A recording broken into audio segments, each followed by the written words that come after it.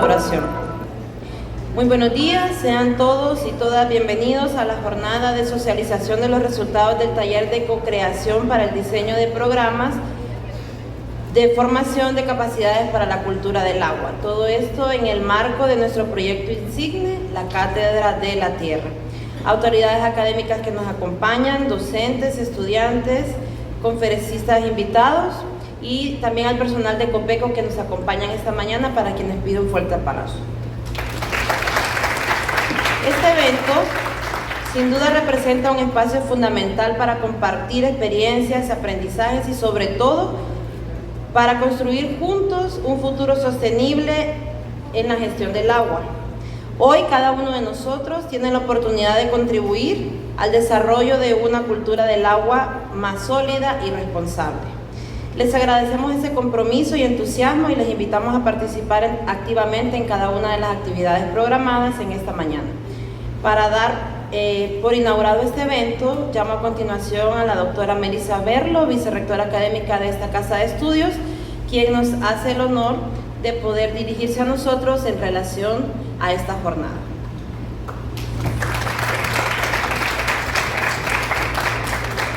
Muchas gracias, muy buenos días. Estimadas autoridades de la Universidad Pedagógica Nacional Francisco Morazán, docentes, estudiantes, invitados especiales, medios de comunicación y amigos y amigas que nos acompañan. Es un honor para mí darles la más cálida bienvenida a la jornada de socialización de resultados del taller de co-creación para el diseño de programas de formación de capacidades para la cultura del agua. Hoy nos reunimos para compartir y reflexionar sobre los avances de este importante tema que no solo nos concierne a nosotros, sino a las generaciones futuras. Quiero extender un saludo especial al abogado Gerardo José Aldón Acuña, le damos un aplauso, secretario general nacional de riesgo ambiental, a la doctora Iris Gabriela Mendoza, encargada de aguas y cuencas hidrográficas, al licenciado Reinaldo Varela, secretario de riesgo ambiental, los tres de COPECO. Su presencia es un testimonio del compromiso que tienen hacia la gestión responsable y sostenible de nuestros recursos hídricos. También deseo felicitar a la coordinación del proyecto hacia una gestión SMART del agua, al SUCA, por esta iniciativa, y felicito al equipo de trabajo, la doctora Virna López, creo que nos acompaña hoy, no, que todos la conocemos, ¿verdad? Una extraordinaria científica de la universidad, a la magíster Naomi Sandoval y al magíster Jonathan Molina. Le damos un aplauso a los tres, que son los autores de este gran trabajo. Asimismo, a los docentes y estudiantes, algunos de ustedes presentes aquí, que trabajaron en los talleres y que fueron representantes de todas las carreras de las modalidades de presencial y de distancia. Su ardua labor en la investigación y la búsqueda de soluciones para fomentar una cultura positiva del agua es fundamental para el desarrollo de nuestras comunidades. En ese sentido, es importante recordar que esta jornada está alineada con el Objetivo de Desarrollo Sostenible 6, que busca garantizar la disponibilidad y la gestión sostenible del agua y el saneamiento para todos. Este es un compromiso que todos debemos asumir y convertirlo en acciones. La Universidad Pedagógica Nacional, desde su plan estratégico, ha incorporado como eje transversal la gestión de riesgos y la adaptación al cambio climático, así como el desarrollo de energía fotovoltaica. Nos sentimos orgullosos de ser poseedores del sello verde y de implementar la Cátedra de la Tierra, a través de la cual realizamos proyectos de reforestación y campañas de concientización sobre el uso del agua y la protección del medio ambiente. Les deseo a todos una jornada productiva y enriquecedora. Estoy segura de que los datos que se presentarán hoy serán impactantes e interesantes y contribuirán al desarrollo de políticas y de proyectos que beneficien a nuestra sociedad, que siempre ha estado necesitada de una positiva cultura del agua. Bienvenidos nuevamente y doy por inaugurada esta jornada. Muchas gracias.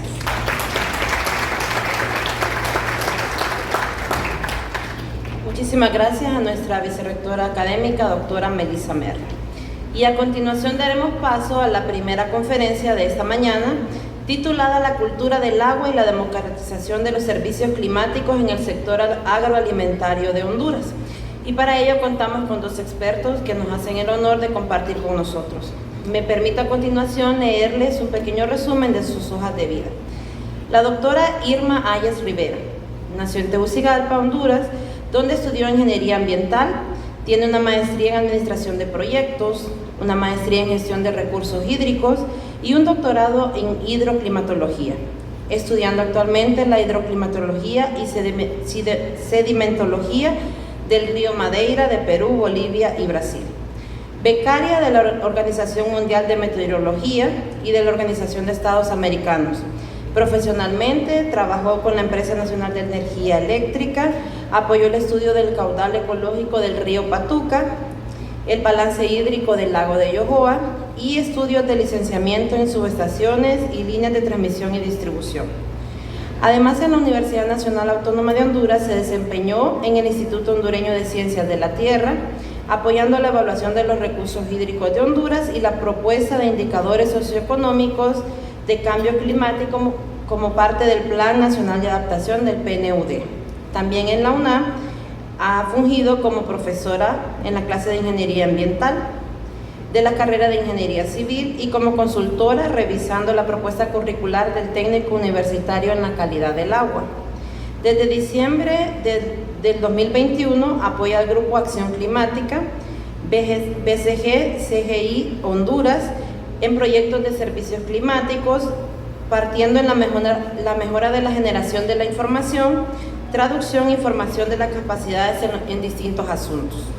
Actualmente está trabajando con Águila Recín como voluntaria en el Colegio de Ingenieros Mecánicos, Electricistas y Químicos de Honduras y en el capítulo de la OBSW de Honduras. Le apasiona viajar, cantar, cocinar, comer y hasta hace un tiempo las artes marciales. Eso es algo extra de nuestra conferencista. Un fuerte aplauso, por favor. Y también, para compartir este interesante tema, el magíster Armando Martínez, Oscar Amado Martínez, nacido en Jesús de Otoro, Intibucá, maestro de educación primaria, con grado de licenciatura en biología.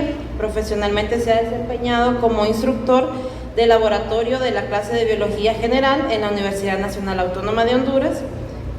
Posteriormente desarrolló diferentes consultorías, tanto como en el CIAD, enmarcadas en el proyecto Centroamérica Resiliente, en la elaboración de planes de gestión de riesgo con World Vision Honduras. También ha tenido una participación activa, ha sido encuestador para el sistema de monitoreo en el marco del proyecto Transformando Sistemas de Mercado. Actualmente asociado en la investigación para el equipo de acción climática en la alianza Biodiversity CIAD con la base de Tegucigalpa, implementando acciones en proyectos e iniciativas y en la toma de decisiones a nivel local. Ha sido voluntario de diferentes organizaciones como Techo Honduras, Asociación Hondureña Protectora de los Animales y en el programa Formador de Formadores del PNUD. Esto pues es un breve resumen de la hoja de vida de nuestros conferencistas, a quien a continuación cedo la palabra y les pido a ustedes pues estar atentos a esta importante información que vamos a conocer en esta mañana.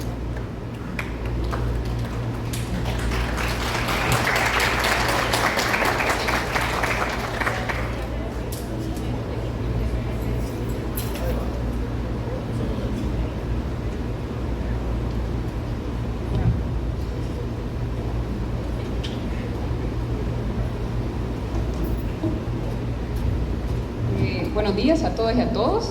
En primer lugar, es un gusto. La doctora Birna nos invitó y es tan lindo volver a las universidades y compartir un poco de lo que uno ha aprendido y le gusta.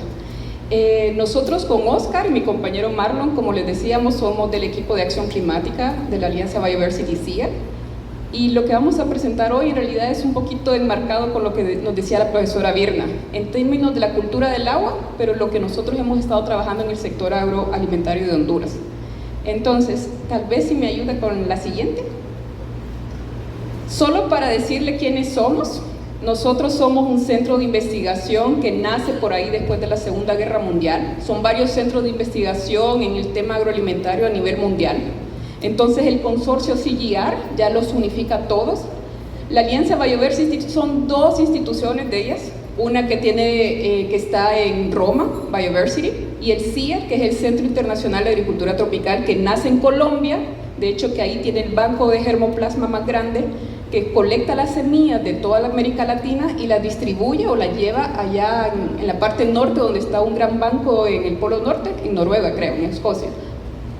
Nosotros entonces somos 6 grupos de investigación a nivel latinoamericano. Nosotros solamente somos parte del equipo de acción climática, y lo que vamos a presentarle ahorita es un poquito en términos de la parte de acción climática y el agua. La primera pregunta que nosotros traemos acá, y ya que están todos ustedes acá presentes, es ¿qué es lo que entendemos por cultura y qué es lo que entendemos por agua? Empezando por ahí. ¿Qué es lo que entendemos por cultura? Y aquí tengo un pequeño que saqué de la Real Academia Española. Cultura está definida, según la Real Academia, como el conjunto de modos de vida y costumbres, conocimientos y grado de desarrollo artístico, científico, industrial, en una época, grupo social, etc. Eso es lo que la Real Academia dice o define como cultura, así grandemente. Claro, entonces aquí viene la parte de que el conjunto de costumbres, tal vez de estudiantes universitarios en esta región, es un conjunto de costumbres. Nadie puede decir que un grupo social no tenga una cultura, porque hasta lo que son los grupos sociales delincuentes tienen su conjunto de costumbres. Lo que hay que analizar es por qué y cómo llega a esas costumbres. Por otro lado, entonces, lo mismo, definición de la Real Academia en términos de qué es el agua, literal, dice: líquido transparente, incoloro, inodoro e insípido en estado puro, cuyas moléculas están formadas por 2 átomos de hidrógeno y 1 de oxígeno, y que constituye el componente más abundante de la superficie terrestre. ¿Qué es lo que pasa con el agua? Nosotros ya sabemos que son las 2 lindas moléculas, los 2 átomos de hidrógeno y 1 de oxígeno. Existen ahí unos enlaces covalentes que hace que también el agua tenga unas propiedades súper mágicas, en el sentido de que tiene la capacidad no solamente de dar vida, sino de que sus 3 estados están ahorita en la Tierra, en sólido, en la parte de los hielos, en líquido y en vapor, y todo eso moviliza todo el ciclo hidrológico. ¿Qué es otra cosa importante para contarles? Allá por los griegos, por ejemplo, los griegos todavía miraban el agua como un elemento unificado, que era el que daba vida entre los 5, ¿no? Agua, suelo, aire. Fue muchos años después que se identificó que en realidad es un compuesto, por esos 2 átomos de hidrógeno y ese átomo de oxígeno. Entonces, lo que pasa con el agua, como les decía, esos 2 átomos de hidrógeno y esos de oxígeno, y los 2 pares de electrones que tiene el oxígeno, tienen la alta capacidad, y ustedes la saben, de diluir. El agua es el disolvente universal, es el que permite no solamente dar vida, y sus 3 estados, tanto hielo, agua o vapor, son los que permiten también que se mueva todo el sistema terrestre. Estamos hablando de agua y también hablar de cultura. Las distintas culturas a través del tiempo reflejan la relación con el agua. Ustedes no van a ver ninguna civilización que haya nacido que esté muy separada de los ríos. Entonces ahí, por ejemplo, solo son 2 imágenes. Una es un dibujo representativo de los aztecas del Museo Nacional de Antropología en la Ciudad de México, en referencia al líquido vital, el agua. Y la otra es un dibujo una pintura que hizo Diego Rivera, también de México, en relación a lo que el agua es para el Popol Vuh, para la civilización maya quiché. ¿Qué es lo que pasa también si ya llevamos a colación el agua, las culturas y las civilizaciones al tema que nos lleva hoy, que es la parte agrícola? Ustedes han escuchado que los mayores registros, o por donde nació la agricultura, los primeros, ¿no?, prehistóricamente, son hace 11.000 años antes de Cristo, allá por la región de la península arábica, lo que era Mesopotamia, lo que eran los sumerios. Luego también hay otros puntos ahí en amarillo que reflejan también dónde fue más o menos también la parte andina de Perú, de donde surge la papa, por ejemplo, o la parte de Mesoamérica, donde surge también y el maíz se hace, tiene un nombre esto, se domestica ahí en Mesoamérica. Entonces, y a partir de ahí se va distribuyendo. Ahí, ¿qué es lo que pasa también ahora? y también les traigo a colación. Las civilizaciones, las civilizaciones se han adaptado también a esto, y en términos también de recursos hídricos se adaptan a los territorios. La primera imagen que ven allá son los qanats. Los qanats fueron hechos también allá por el Imperio Persa, en Irán, lo que es el actual Irán, que es para, como más o menos lo que ahora vemos en tuberías, para recolección de las aguas subterráneas. Todavía los qanats a la fecha se utilizan en esos países. ¿Qué es lo que pasa también? Si nos vamos a Sudamérica, el Imperio Inca también desarrolló lo que son las hamunas. Las hamunas solo son piedras que canalizan ríos, canalizan el agua, generan también infiltración y recarga de acuíferos, y aunque eso data desde el Imperio Inca, todavía el pueblo de Perú las utiliza para infiltrar agua, para recargar acuíferos y para canalizar mucha de las aguas que generan en los Andes. Y por allá también, si nos vamos a Norteamérica, están las chinampas, que son los sistemas de captación de agua para la agricultura que utilizaban los aztecas. También los cenotes, que eso ya es una forma mucho natural, no son como las otras tres, pero los cenotes tenían una capacidad enorme y eran reconocidos en las civilizaciones mayas, no solamente como la entrada al inframundo, sino que era también en términos del sistema agua, como tenía para la parte de la agrícola. Ahora, si nos vamos a la actualidad, eso era como un recorrido en pasado. Ahí tenemos en la primera fotografía es el puerto en Bangladesh. Bangladesh es un país que nace después de que Inglaterra le da la independencia a la India, un poquitos años después. Bangladesh está situado dentro de casi 2 o 3 deltas de ríos. Bangladesh sufre mucho de inundaciones, pero su propio pueblo está adaptado también a las mismas condiciones del río. Por ahí abajo también tienen en África el río Nilo, que no solamente permitió que surgiera la civilización y las culturas egipcias antiguas, sino que en la actualidad todavía drena y todavía nutre las riberas de donde se producen los alimentos para el actual Egipto. La foto abajo es el delta del Río de la Plata, en las capitales principales de Buenos Aires y Montevideo, que están ahí cercanas. Arriba, si nos vamos a Estados Unidos, ese es el río Colorado. El río Colorado pasa por 6 estados en Estados Unidos, solo que hay diferencias entre el consumo per cápita que utilizan los 6 estados. El último estado al que llega es California. Sin embargo, California necesita casi 3 veces más agua que lo que necesitan tal vez los estados por arriba. Eso ustedes entonces ya lo ven como conflictos que puede generar. Y por aquí, otra imagen de lo que es el Amazonas, o un río amazónico, y ahí la gran cuenca del Amazonas. ¿Qué es lo que pasa y por qué mantuvo esta relación también la foto del Río de la Plata?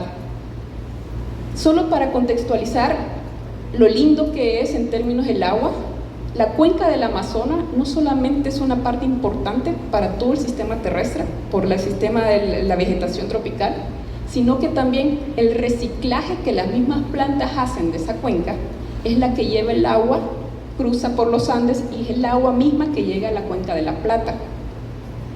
O sea, sin el Amazonas, la cuenca de la Plata, del Río de la Plata, también se ve perjudicada.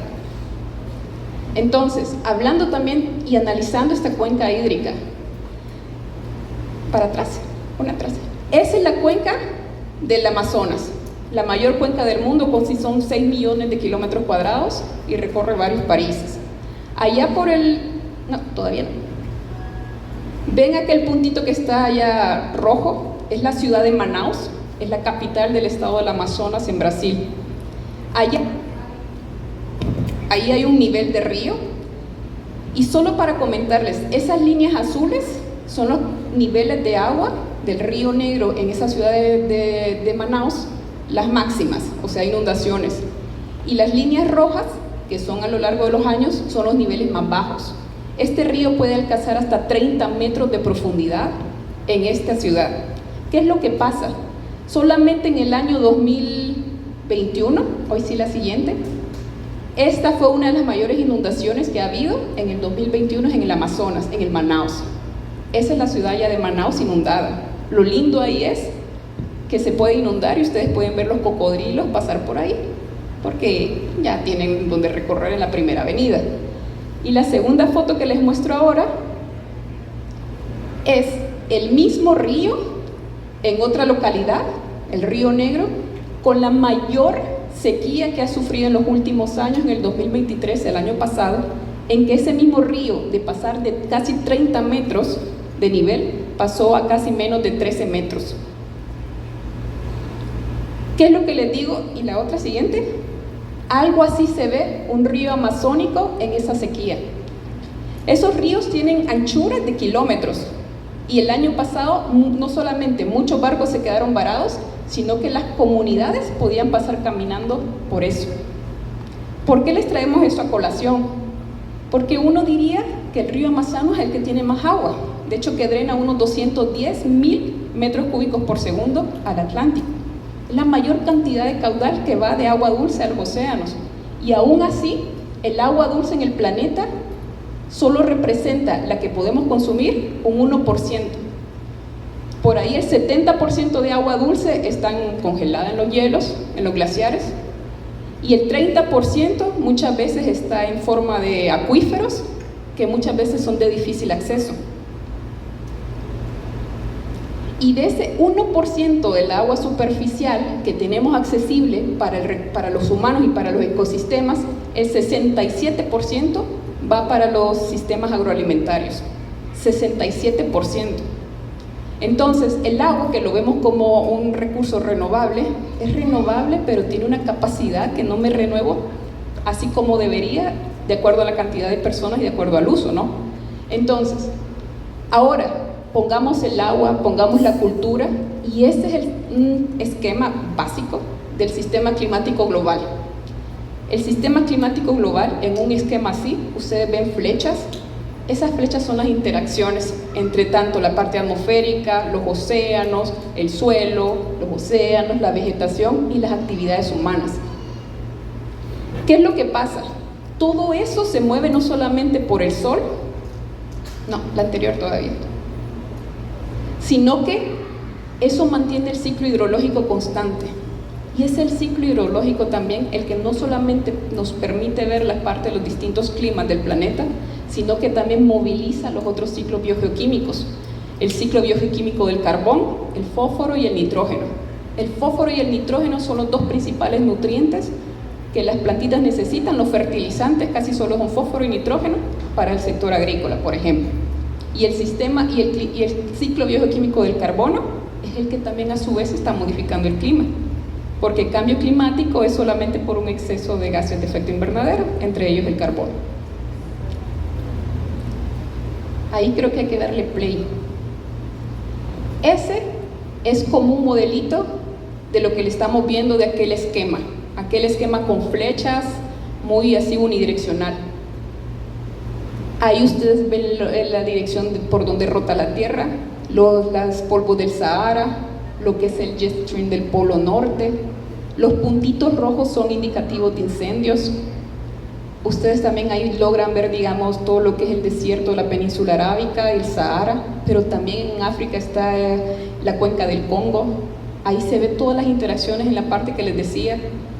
Ahí están también las montañas. Sin el Himalaya no tendríamos la parte del Tíbet, y en la India no tendrían las épocas monzónicas, por ejemplo. Ahí logran ver, tal vez hay unos tifones que se están generando por ahí por las penínsulas de Corea y Japón. Y todo eso lindo, porque les quiero decir algo. Siguiente. Eso, la misma rotación de la Tierra, lo mismo por donde hay suelo, se ve modificado ustedes ven ahí, ese es más o menos un esquema de cómo va cambiando la temperatura a lo largo de los meses. ¿Qué es lo que pasa? Si nosotros consideramos como que la Tierra en realidad, en su superficie está principalmente rodeada en realidad de agua, ¿qué es lo que hace? Que el agua, cuando se va calentando, va evaporando. Entonces toda esa franja roja que ven ahí, que es el Ecuador, a medida que sube y baja, va generando esa evaporación del agua, y también eso nos va dando el indicativo de cómo van a ser los climas por ahí. La siguiente, por favor. Este otro, que hay que darle play también, por favor. Este es ya cómo se va viendo también el vapor de agua. El vapor de agua a nivel de los meses, los distintos meses, lo mismo, esa franjita va subiendo y va bajando. El vapor de agua es la misma agua que se evaporó de los océanos y se va subiendo. Siguiente. Y ese también se le puede dar play, creo. Ese tiene un play. Ese ya es el mapa, pero de las lluvias.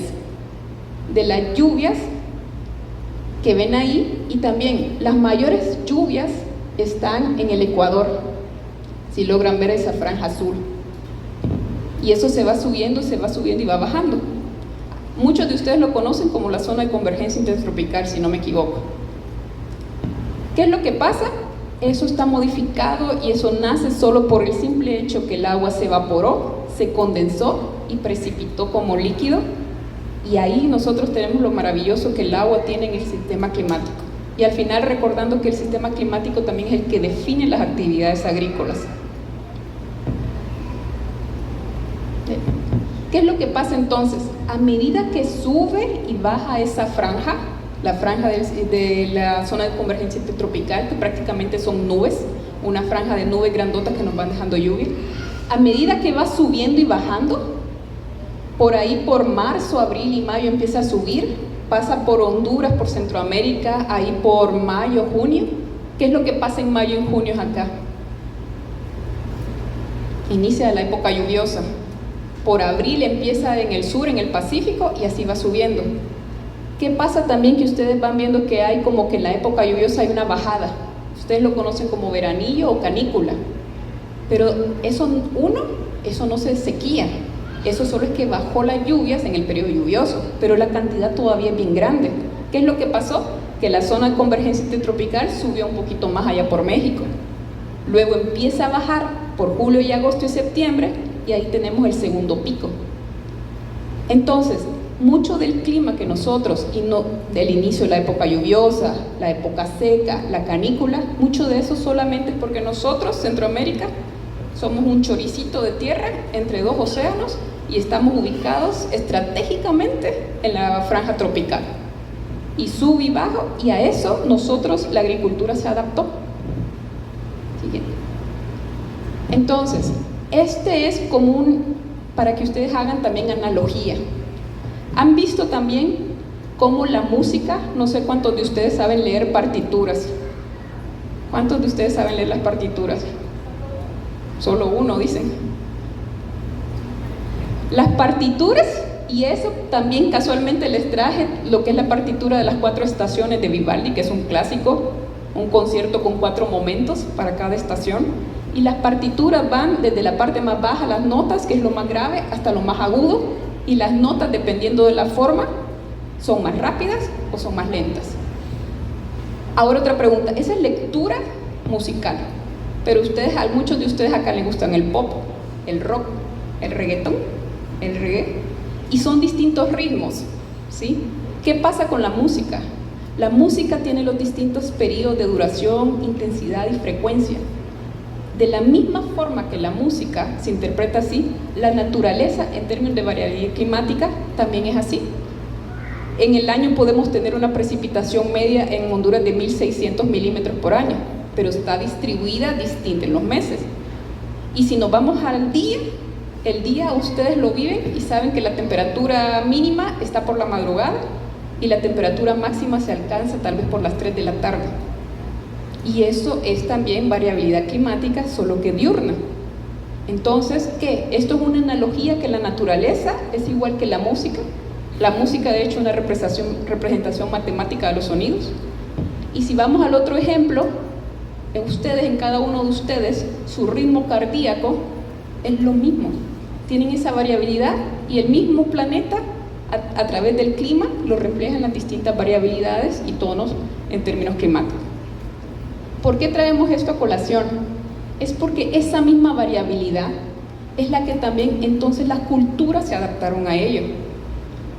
No es extraño, por ejemplo, que si ustedes van a los pueblos, a las comunidades, el ciclo de primera, ¿cuándo empieza?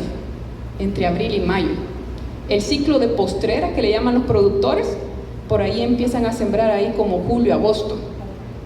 ¿Cuándo sacan los frijoles que han sacado de primera? En la canícula, cuando está bajando las lluvias. ¿Qué es eso? Nosotros, los productores de Honduras, se adaptaron a esa variabilidad climática, tanto anual, mensual y diurna de Honduras. Y acá hay otra cosa.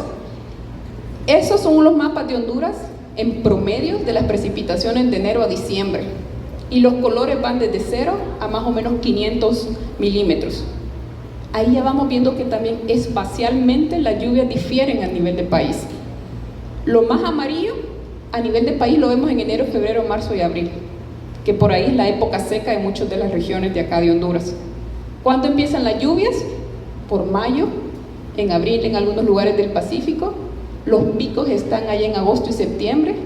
Y también lo lindo es que el Caribe hondureño, todo el litoral del Atlántico, ahí, aunque sea noviembre, diciembre y enero, todavía hay un poco de lluvia, porque ahí hay otros fenómenos que también interfieren, los frentes fríos. Entonces, si lo vemos temporalmente, ahí tiene más o menos periodo seco, que empieza desde enero, febrero, marzo, abril, y en algunos lugares también noviembre y diciembre, el periodo lluvioso y la canícula. Y es a esto a lo que los agricultores de Honduras se adaptaron. Entonces aquí, ya que les traemos en colación, ese es un mapa que se generó con estaciones meteorológicas de todo el país, de las distintas instituciones de la red meteorológica. Y lo que delimita ahora, si ustedes logran ver, es una delimitación no departamental, sino de cuencas, las cuencas hidrográficas. Y ahí también pueden ver algo muy particular. La cuenca del lago de Yohoa es un microclima. Por ahí también ustedes tienen unos rangos de valores. Para la precipitación media anual de Honduras de 1.600, pero se alcanzan precipitaciones de hasta 3.000 en el Caribe y hasta 2.500 anual en el Pacífico. Ustedes han escuchado lo del determinado corredor seco. El corredor seco, meteorológicamente hablando, lo define en términos meteorológicos como periodos más extensos de 4 a 5 meses sin precipitaciones. O sea, en muchas regiones de Honduras, como la parte sur y también lo que es el sur del Paraíso, parte de Francisco Morazán, casi 6 meses no hay mucha lluvia y los otros 6 meses hay mucha lluvia. Por eso meteorológicamente es corredor seco. Pero si le ponemos un poquito más y vemos esos valores, 2.400 milímetros en muchas de regiones del sur, eso no es una cosa en términos de seco para la agricultura. ¿Qué es lo que pasa entonces? Que ahí venimos a la parte de gestión del recurso hídrico. Cuando llueve en el Pacífico, llueve mucho más que cuando llueve en el Caribe, porque pueden llover casi la misma cantidad anualmente, solo que en 6 meses me cae toda la lluvia y en 6 meses no cae lluvia. ¿Qué es lo que toca entonces? Adaptarnos y gestionar ese recurso hídrico, mantenerlo. Muchas veces, y acá hay un mensaje, porque vamos al campo y estamos con los productores, muchas veces se desconoce pues el papel que tiene la vegetación. Si nosotros tenemos más vegetación, obviamente va a infiltrar más agua, va a mantener más el agua subterránea y subsuperficial y va a generar que todavía tengamos quebradas. Pero muchas veces sin la vegetación, entonces la capacidad de mantener ciertas quebradas, ciertos ríos no va a ser tanta. Y entonces tenemos los 6 meses que no llueve, tampoco sin tener agua subsuperficial y subterránea. Esto que le decía es que este mapa es un mapa con cuencas. Esa es la cuenca, por ejemplo, el límite de la cuenca del Patuca con la cuenca del río Choluteca. ¿Y por qué es importante a veces hablar de las cuencas? Una cosa es una cuenca protegida por el ICF, ¿sí? O cuencas declaradas por su potencial de recarga acuífera. Y otro es desconocer que nosotros, ustedes, y les pregunto a todos ustedes están en una cuenca actualmente. Pero si ustedes van a campo o trabajan con técnicos, muchas veces las personas relacionan cuenca con una cuenca protegida, no con el hecho de que ahorita estamos en la cuenca alta media del río Choluteca. Y esta cuenca también es de conservarla, no solo porque no sea protegida, sino porque también drena al Pacífico y muchos de los cultivos también del Choluteca de allá abajo del sur también dependen de este río. Entonces, ¿cuál es el mensaje? Todos vivimos en una cuenca. Existen peleas diplomáticas. Les mostraba el ejemplo del río Colorado, que pasa por 6 estados de Estados Unidos, y hay problemas porque la cuenca abajo, que es California, consume mucho más agua que lo que son los otros estados de arriba, por ejemplo. Y así hay ejemplos como el río Nilo, entre varios países como Egipto y otros que hacen unas represas y hay problemas diplomáticos. Siguiente. Entonces, ¿qué entendemos por cultura y agua en el sector agropecuario? Es lo mismo. En términos de cultura, son las costumbres agrícolas en base a las características fisiográficas y las culturales en términos de la parte social. Entonces, cuando ya venimos a esto, a la parte de la cultura en el sector agropecuario, siguiente por favor, podemos entonces ver que existen distintas prácticas en los distintos países. Allá, por ejemplo, tienen arriba Holanda. Holanda es un país autosuficiente en términos agrícolas, productivos. Claro, pero ellos tienen unos sistemas mecanizados, tienen hidroponía, tienen unas cosas distintas, esa es otra cosa, pero están adaptados. En China se adaptaron y por eso el cultivo de arroz en algunas regiones de China del sur. Allá por Perú también la papa, son otras técnicas, otras prácticas agrícolas adaptadas al propio clima y al suelo. Claro, en Estados Unidos eso es trigo o maíz, pero son grandes producciones mecanizadas.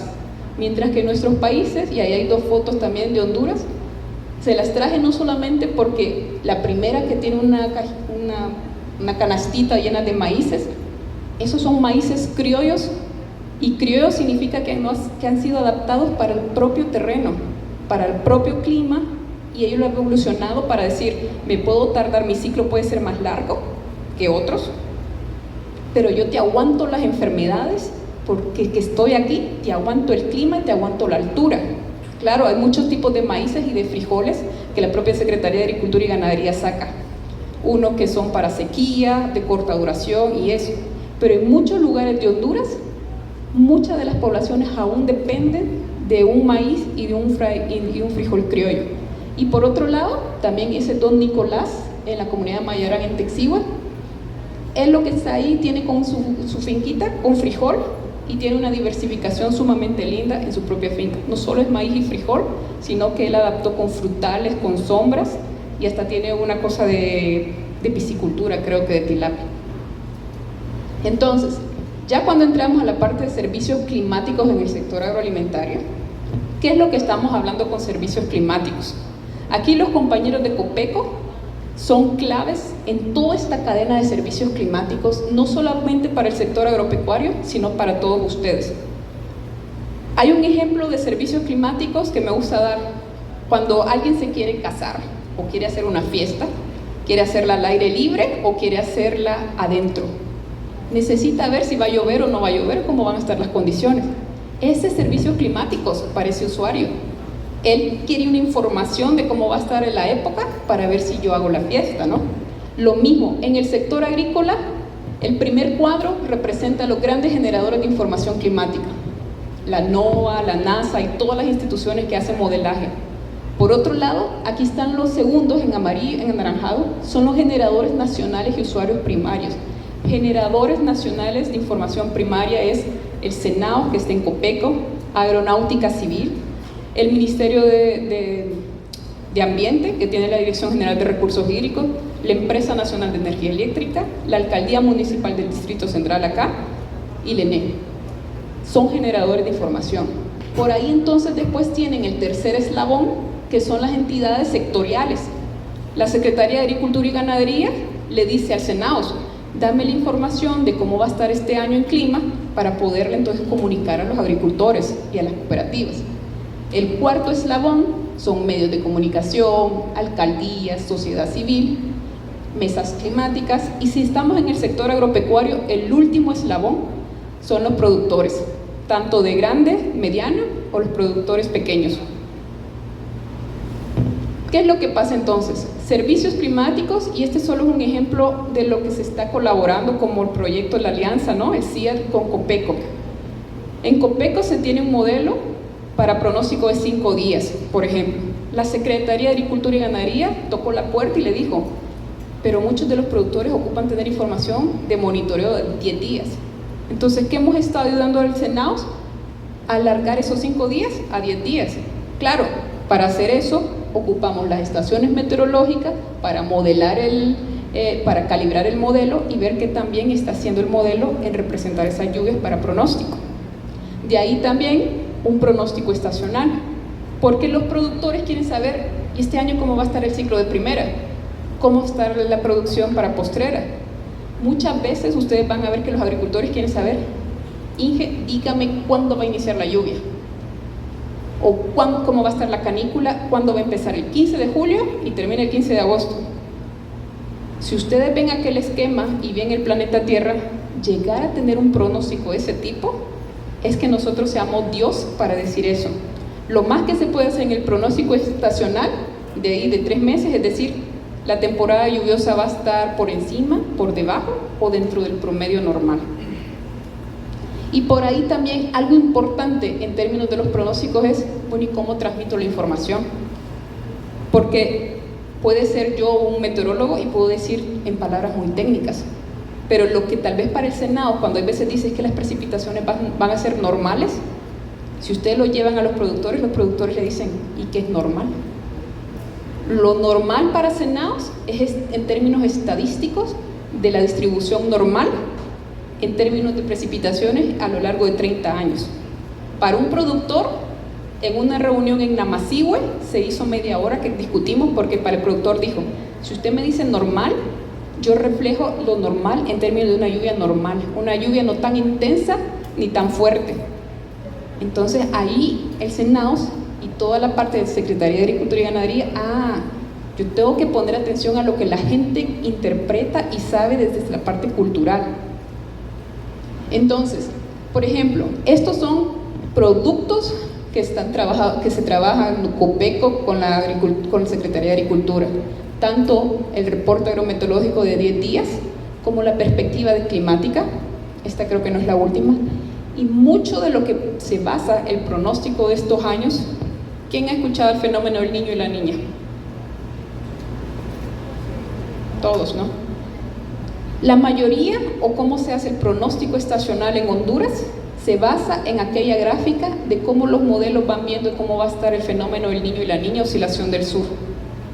Ese fenómeno que ocurre en el Pacífico, en la parte región, en la región ecuatorial, uno es que hay veces tenemos que mandar el mensaje a los agricultores, porque si nosotros les preguntamos ¿qué es el niño y qué es la niña? Si yo les digo a ustedes qué es el niño y qué es la niña, ¿lo sabrían decir? ¿O qué piensan cómo van a estar las lluvias si les digo que es niño y cómo van a estar las lluvias si es niña? Cuando nosotros vamos donde los productores, ya se memorizaron, niño es seco y niña es lluvia. Entonces ahí hay un detalle. Los niños pueden ser unos niños muy fuertes o unos niños débiles. Cuando son niños fuertes, en una cierta región del Pacífico, sí está determinado que va a impactar con menos lluvias en la región Centroamérica. Pero en otras regiones del planeta, ese niño va a generar lluvia, que es lo que pasa en Perú y en Bolivia, en algunas regiones de Colombia. Y la niña, nosotros tenemos de que va a ser mucha lluvia. Eso no es a ciencia cierta, ¿verdad? ¿Y por qué también les traigo esto? Esos son los pronósticos del niño y la niña en la región que a Centroamérica le interesa. El montón de líneas de colores son donde todos los modelos más o menos decían que iba a ir. Y la línea negra es lo observado, qué es lo que pasó. ¿Qué es lo que pasa? ¿Por qué nosotros contamos esto? Y hay veces, hay formas también de decírselos a los productores. Siguiente.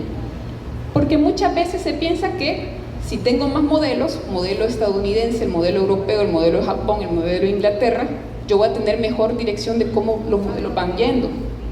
El 2014, la mayoría de los modelos decían que íbamos para un evento niño fuerte. La naturaleza, que es la línea negra, le dijo no quiero ser niño este año.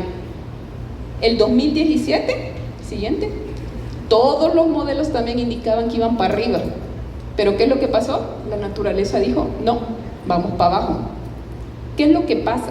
Que muchos de esos modelos climáticos se hacen con la información antigua. ¿Qué es lo que pasa ahora con cambio climático? Con cambio climático, siguiente, tenemos esta noticia que salió hace como una semana. Por lo general se ha estudiado que cuando es un evento La Niña, la temporada ciclónica en el Atlántico es más activa. Entonces, este año se dieron las alertas, ahí están las perspectivas, Copeco la dio, se espera niña, entonces se tiene la historia que cuando hay niña, los ciclones tropicales en el Caribe están ahí produciéndose, dale que dale. Este año, los meteorólogos no entienden por qué la calma hasta estos meses. Hasta estos meses no han habido muchas formaciones de ciclones tropicales, a pesar de que estamos en un evento más o menos la niña entrando. A eso es a lo que los modelos y los pronósticos deben de ir dirigidos. Y a un clima cambiante, ¿cómo voy a tirar ese pronóstico? Por un lado. ¿Y cómo entonces nosotros vamos a decirles a los agricultores que tienen que cambiar o tienen que irse adaptando? Porque, por ejemplo, este año, en mayo, que esperaban las lluvias, y se esperaban lluvias fuertes en muchos lados, este mayo casi no llovió absolutamente nada en muchas localidades. Estaba en Olanchito, Lloro, finales de mayo, y acá no tenemos más que 5 milímetros registrados en un pluviómetro. En el sur del Paraíso, lo mismo. ¿Qué pasó en junio? En junio, en muchos municipios del sur del Paraíso, como Yauyupe y Texigua, llovió el doble de lo que normalmente llueve en junio. Lo que iba a llover en mayo se acumuló en todo junio. ¿Qué significa eso? En términos para los productores y para eso es el mensaje que uno tiene que ir pensando. Este es un ejemplo también para enseñarles a los productores, de hecho es el municipio de San Lucas en el Paraíso, para enseñarles que con esos avioncitos es como cada modelo, y que entonces la idea es que esas líneas gráficas que genera el Copeco, cómo interpretar esas líneas. Y este es solamente en términos de metodología pedagógica. Siguiente.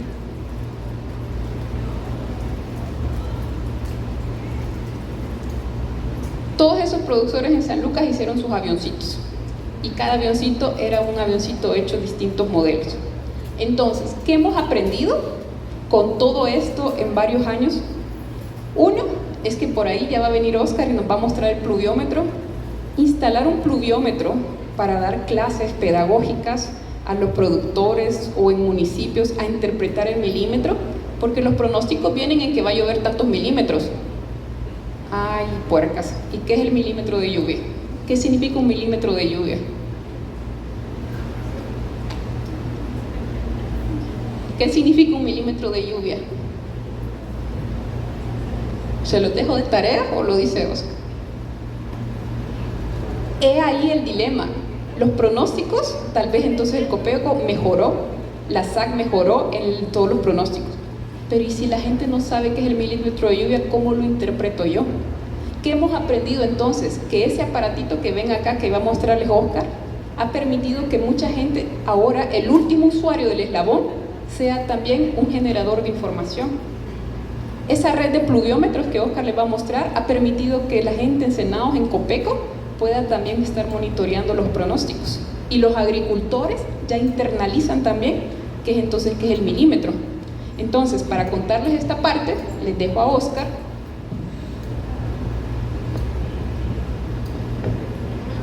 Bien, gracias Irma y buenos días, y gracias a ustedes también por estar presentes el día de hoy acá.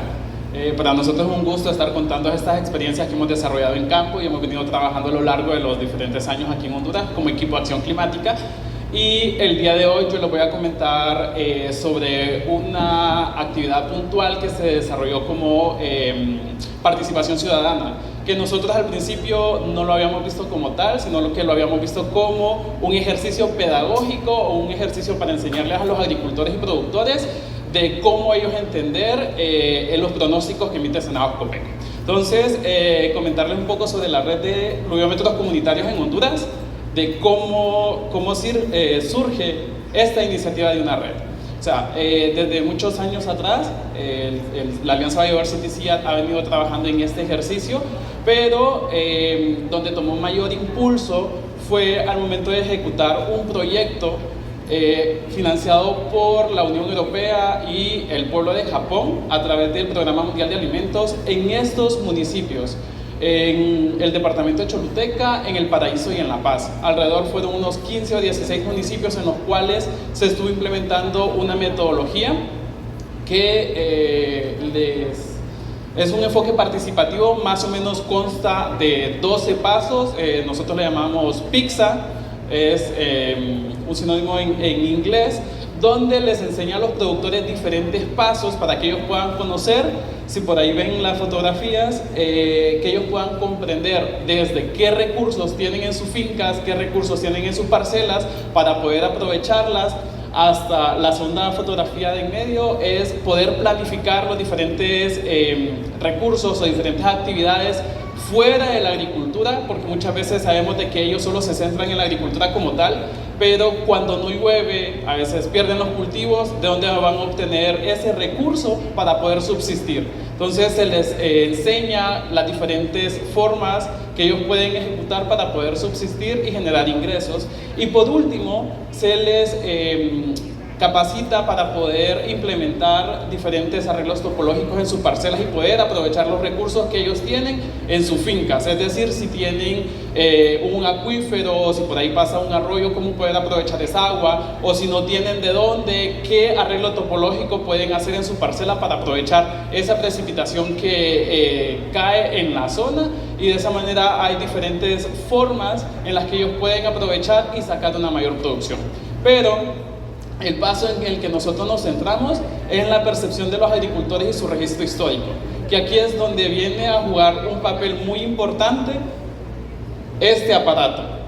Este aparato es un pluviómetro. Nosotros sabemos, hay de diferentes tamaños, colores, incluso formas, pero en este proyecto, y nosotros el que implementamos es este tipo, en el cual se lo proveemos a un productor del grupo para que él pueda ir llevando ese registro diario. O sea, solo es un pluviómetro por comunidad, y en este proyecto nosotros entregamos alrededor de 120 pluviómetros como un ejercicio pedagógico para que ellos puedan comprender qué es un milímetro de agua, que normalmente pues es 1 litro de agua en 1 metro cuadrado, para que ellos puedan dimensionar cuánto o qué significa que llueva 5, que llueva 8, que llueva 12 milímetros, e incluso últimamente se ha estado reportando de que este aparato, que tiene una capacidad de alrededor de unos 130 milímetros de agua, ha rebalsado. O sea, no ha dado la capacidad, y en una sola tormenta o en una sola noche el pluviómetro llega a su límite y ya se rebalsa. Entonces, aquí nosotros se los entregamos a un productor. El productor, si ven en la primera fotografía, también funciona como un agente de cambio donde capacita a jóvenes, sirve como un ejercicio pedagógico, porque también llegan, hemos visto que en algunas comunidades se acercan niños de escuelas donde está esa curiosidad por saber qué es lo que tiene la persona en su parcela. Y en la segunda fotografía está una señora para poder comprender qué es 1 milímetro de agua. Es un ejercicio pedagógico que se realiza en las comunidades.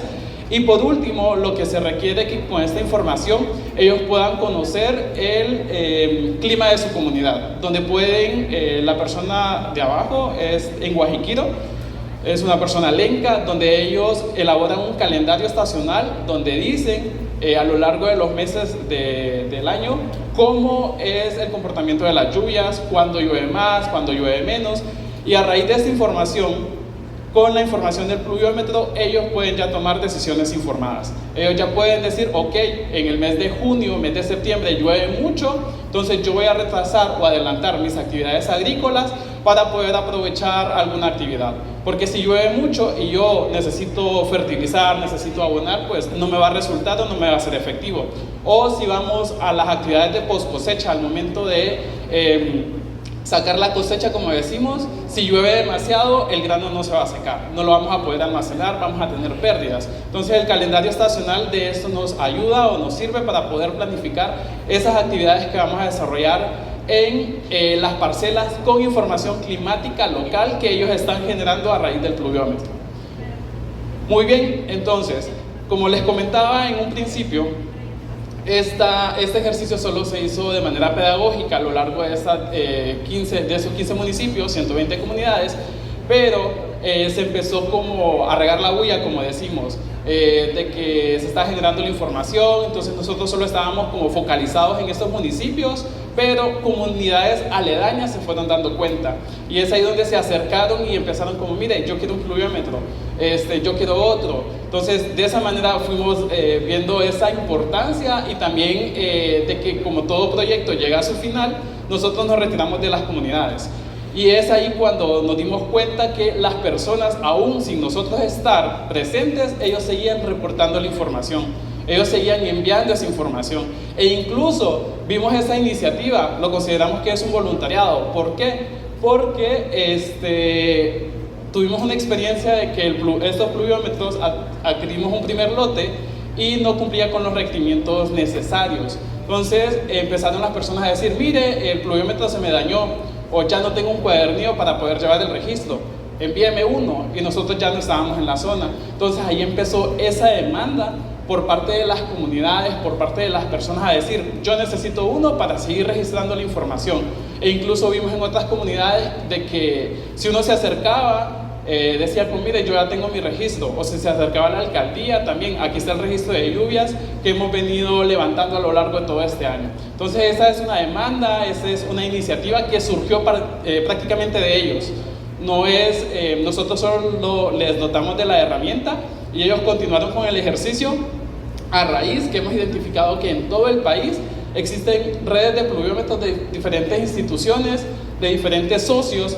Es decir, en el occidente del país, a través de la iniciativa AgriLab Resiliente que nosotros ejecutamos, tenemos socios como OCDI, ODECO, CAS y MAPANSE, que ellos tienen una red de pluviómetros a lo largo de Copán, Ocotepeque, El Empira, Santa Bárbara e incluso Cortés.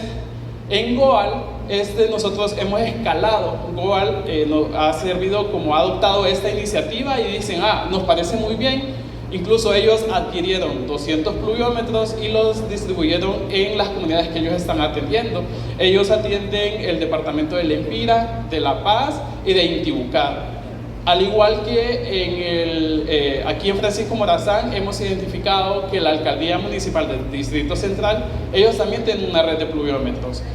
Y en el sur del país está el Centro de Desarrollo Humano, CDH, y en Oriente, Arsagro y Secduxo, que son organizaciones de productores que aglomeran 600, 1200 productores, los cuales les han dotado de esos pluviómetros.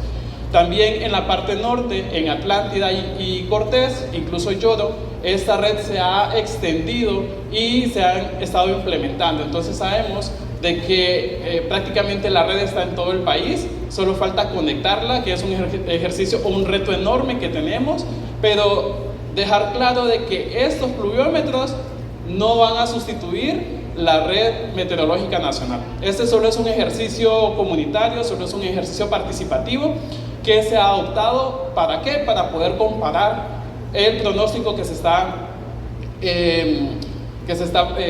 dando por parte de Senados Copeco.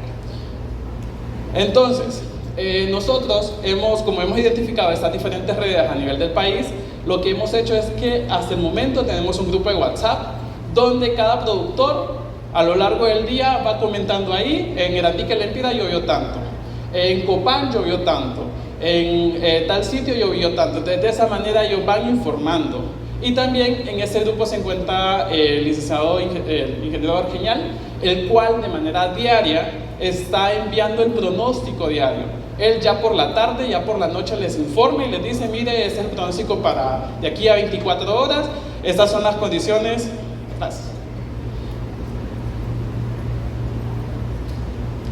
Estas son las condiciones que se van a presentar durante estos días para que ustedes puedan comparar o puedan tener las precauciones necesarias. Y sí hay retos enormes al momento de poder seguir con esta red de pluviómetros comunitarios, uno de los cuales es la recopilación de la información. Como bien sabemos, estas personas solo informan a un grupo de WhatsApp. Es muy difícil llevar el ritmo, o hay una persona específica que se encargue de estar almacenando esta información. Ellos la están enviando de manera diaria. Otro es la tabulación y el análisis. Digamos, específicamente en la zona del Paraíso, que hay una mesa hidroclimática participativa, ahí sí hay una persona dedicada a estar recopilando la información específica del departamento para poder hacer el análisis, pero después para las otras zonas es muy difícil que haya una persona dedicada a eso. Entonces ese es uno de los retos enormes que tenemos. Incluso hay por ahí iniciativas de generar un chatbot que puedan las personas escribir y puedan enviar la información, pero hasta el momento solo es como, ahorita solo está como en diseño o en beta, porque también está el tema de la sostenibilidad, que quién va a estar pagando ese servicio para que los productores puedan estar informando, y la persona que va a estar analizando toda esa información, todos esos datos. El otro reto que hemos identificado es que las personas pueden olvidar la forma correcta de leer un pluviómetro, porque para poder leer este pluviómetro hay una manera correcta, hay si lo vamos a instalar en una parcela debe tener una altura adecuada, si lo vamos a leer no lo vamos a leer de esta manera, sino que tiene que estar de forma derecha, hay una hora específica según la Organización Meteorológica Mundial de cuándo o en qué momento se debe enviar el dato o la información para que sea válida. También hemos visto que productores han estado enviando la información como hoy llovió 5 ml cuando es milímetros, o llovió 8 pulgadas. Entonces, estar como refrescando esa información, refrescando cómo es la forma correcta de poder tomar el dato, es un poco difícil porque es muy extensa y muchas veces no tenemos esa capacidad, tanto el tiempo, el personal, económicamente, para poder llegar a todos y decirles como cada año, estarles recordando cómo se toma correctamente el dato. Ahora, ¿cómo mantener esa motivación? Estas personas son voluntarias, no reciben remuneración alguna, sino que ellos la están haciendo de manera diaria, a veces cuando se acuerdan, a veces incluso a veces salen y dejan a otra persona a cargo, entonces no hay una forma de remunerarles o reconocerles el trabajo. Ellos es motivación alguna y que han visto lo necesario o lo importante que es el tener esta información en la comunidad o en los diferentes municipios. Entender y transmitir la información. Lo que decía mi compañera Irma, al momento de llegar el pronóstico o de llegar el mapa que vimos anterior, de la perspectiva del pronóstico de las 24 horas, no todos entienden la información, no todos entienden o leen o saben leer un mapa, los colores muchas veces o las gráficas, entonces eso es muy difícil de poder, se necesita como otro esquema o que haya una persona que les pueda estar explicando, porque muchas veces ellos escriben en el grupo y es como, quiero saber cómo van a estar las condiciones. Entonces ahí el ingeniero Argenial sí está como disponible o está atento a responder las interrogantes que hay. Y por último, el papel de la academia en educar del clima en Honduras, sus variaciones y cómo adaptarnos. Entonces, esos son como los retos que hay hasta el momento. Seguramente en la red de pluviómetros comunitarios existen otras instituciones que no hemos mapeado y que queremos presentar esta iniciativa, e incluso Senado Cupeco está muy atento, está siempre involucrado en poder adoptar este esquema, en tener la información no de uso oficial, sino para poder comparar y poder validar los pronósticos que se emiten, porque hay zonas específicas de interés. Entonces, hasta el momento, pues, este es el ejercicio que nosotros hemos desarrollado de cómo estas personas han venido adoptando esta herramienta y cómo a ellos les sirve para poder hacer uso eficiente del agua, poder tomar decisiones informadas y poder adaptar diferentes prácticas en sus parcelas y en sus familias. Entonces, ya para ir cerrando el espacio, cedo de nuevo la palabra a ellos. Acá tal vez también solo unos últimos mensajes, ya que estamos, y la doctora Virna nos invitó en términos de la parte de la cultura, el agua, y estamos en la Universidad Nacional Pedagógica Francisco Morazán. Por un lado, en términos del valor del agua, si nosotros, y ese es el mensaje, luego se queda la presentación, el valor del agua puede estar definido por varias cosas. Intrínsecamente tiene un valor enorme para los ecosistemas, claro, pero si no entra, y muchas personas lo piensan, si no entra en el mercado, si no se le da un valor, si no se cobra, entonces las personas no lo valoran. Claro, esa es una propuesta, pero tienen que analizar la otra parte. Si entonces eso se cobra, y hay ejemplos hasta en Bolivia cuando privatizaron el agua y a las poblaciones hasta se les prohibió captar agua lluvia. ¿Qué es lo que pasa? Si se le da un valor económico a un elemento vital, viene la parte de desigualdad. Quien puede pagar, paga, y quien no paga, no puede pagar, no tiene acceso. Entonces, en términos de lo que nos llamó el día de hoy, el valor del agua, hay que ver más allá de ese valor económico y ver las funciones vitales. Entonces, este era un último mensaje, pero como estamos en la Universidad Pedagógica... perdón, había otro último mensaje. Dele para el siguiente. La capacidad de adaptación de los humanos y la capacidad de los ecosistemas a adaptarse puede ser muy distintas. La evolución nos ha dado que muchos animales hayan sobrevivido porque se adaptaron al clima, a las regiones. Claro, estos son datos observados, esto ya no es pronóstico ni nada, estos son datos observados como las temperaturas han ido aumentando de 1850. El mosquito en algunas regiones, hasta aquí en Honduras hubo ahorita una epidemia de dengue, que el mosquito está llegando a zonas donde ya no antes había. Por ejemplo, en La Esperanza, porque antes La Esperanza era más frío. Como ahora está más calientito, el mosquito llega para allá. Y entonces hay distintas variantes. El mosquito se adaptó y está feliz. ¿Por qué les muestro también la parte de las flores allá en Holanda? Este año en particular, la primavera se adelantó en todo el hemisferio norte. En Francia, la gente estaba sumamente feliz, y en España, porque habían temperaturas súper calientes allá por abril y mayo. La gente estaba feliz porque esta temperatura está sumamente rica. ¿Qué pasa para las flores, para las plantas en términos de producción? Que no descansaron suficiente en invierno para recuperarse, están floreciendo porque ya vino la primavera. Muchas de esas plantas van a abortar sus frutos. Entonces, aunque la humanidad lo miremos como súper genial que esté caliente, las plantas tal vez no tienen la capacidad de adaptarse para esas cosas. Y claro, ahí vemos la parte agrícola.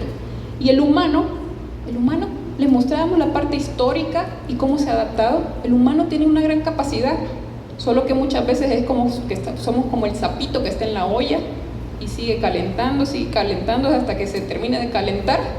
Es que tal vez vamos a reaccionar en términos de cambio climático. Entonces, ¿cuál es el rol de la educación? El rol de ustedes en la pedagógica. Toca pensar fuera de la caja. Toca pensar fuera de la caja porque uno, hay que ir al campo para entender muchas cosas. Otro, es que cómo llevar los mensajes. Más allá de que hay cambio climático, que se está calentando, nos cuesta mucho también interpretar e interiorizar a nosotros mismos el clima de nuestro lugar. Y si no entendemos la propia variabilidad climática de nuestro país, de nuestra ciudad, de nuestro municipio, es muy difícil entonces cómo llegar a adaptarse en términos de cambio climático. Entonces el mensaje final es eso: ustedes están en la pedagógica, toca pensar fuera de la caja. Y ya con esto sí finalizamos. Muchas gracias, y ahí por ahí también dejamos los contactos.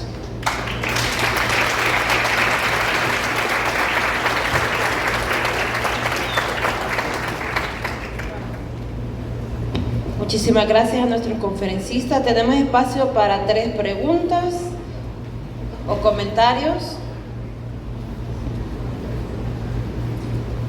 Este es el espacio para que ustedes puedan hacer sus consultas o puedan hacer sus comentarios, algo que quieran aportar. Y si no, entonces pasamos a la entrega de diplomas de reconocimiento a nuestros conferencistas. Hay una pregunta.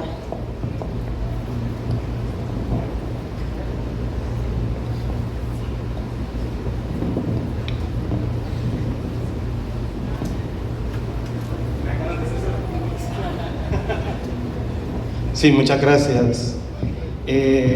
Yo creo que este tipo de conferencias son muy importantes para profesores, alumnos, postulantes a profesores, porque deben estos conocimientos, que yo sé que la doctora y el máster hicieron un extracto de todos estos conocimientos acumulados que se van dando en la construcción científica, pero que todas estas temáticas deben también en alguna manera transversalizar las cátedras que tengamos en los centros educativos, en las universidades o en cualquier función que tengamos docente.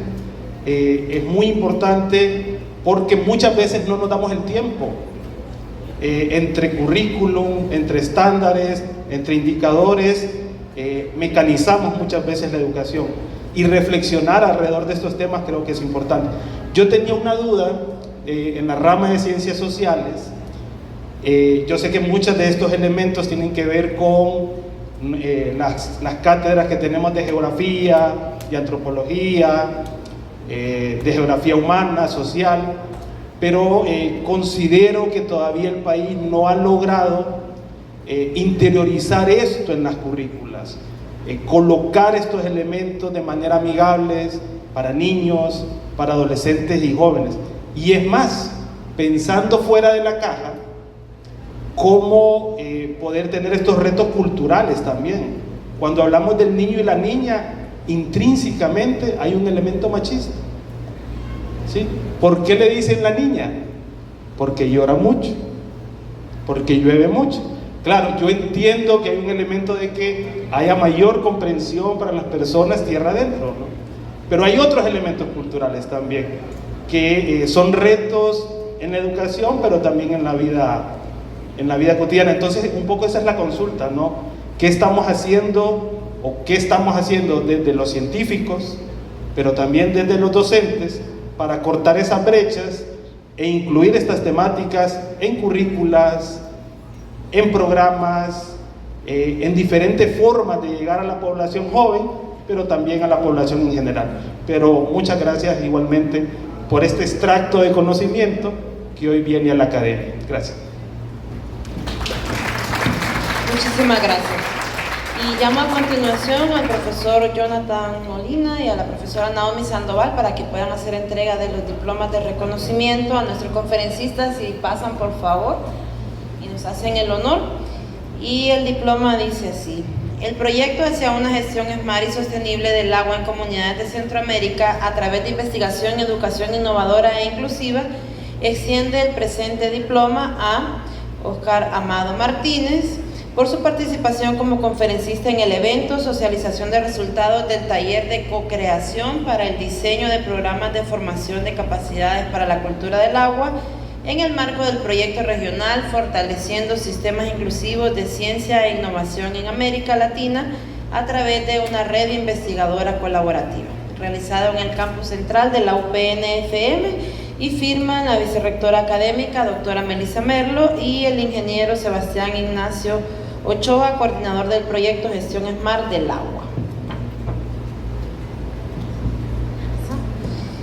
Y el mismo reconocimiento es entregado a la doctora Irma Esperanza Ayes.